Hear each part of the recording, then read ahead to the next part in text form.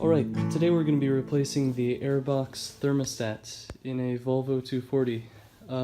What the airbox thermostat is, it's a little piece that controls whether the air intake takes in cold air or hot air. And it seems counterintuitive because you'd think that the intake should always take in cold air, but Volvo designed that so in colder climates the engine would heat up quicker. The problem is that when it breaks, it takes in hot air continuously and it'll make your engine run like...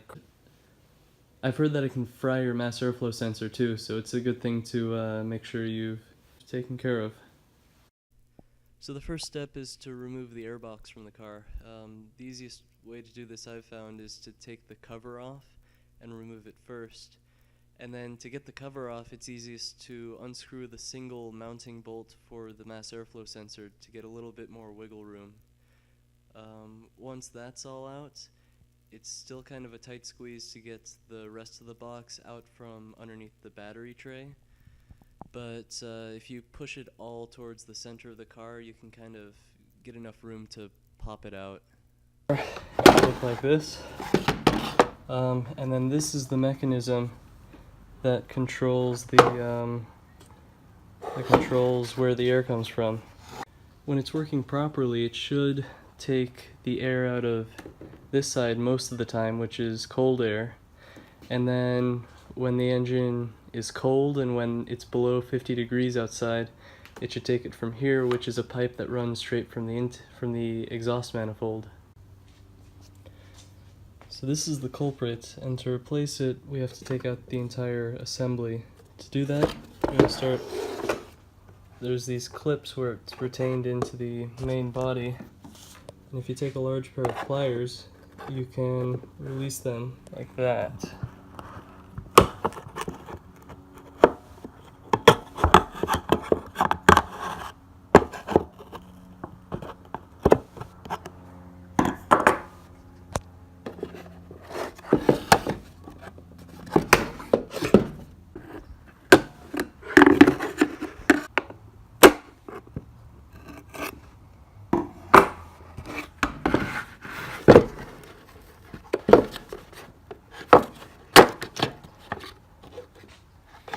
And then the whole thing just pulls right out like that.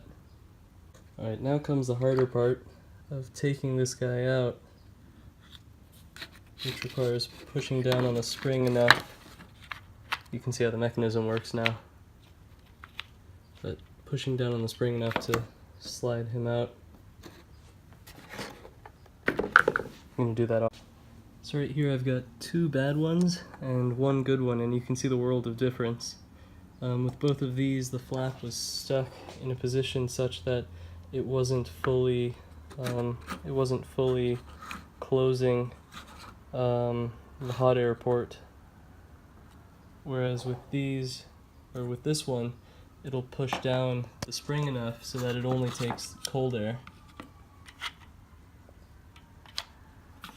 Some people put the thermostat in the freezer for a little bit to make it easier to install, but usually you can just get it in there by pushing the spring in.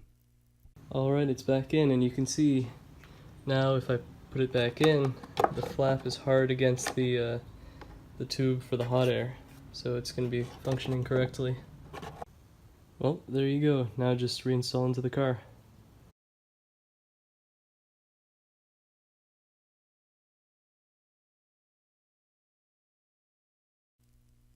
You'll see in a moment the tube underneath the airbox that goes to the exhaust manifold. It's almost threaded onto the airbox, so it's easier to disconnect the other end and then spin it a couple of turns than to try to force it on there.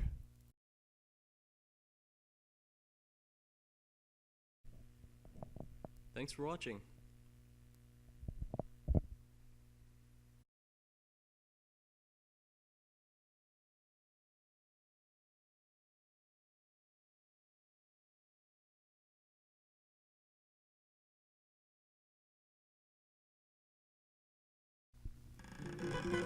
Yeah.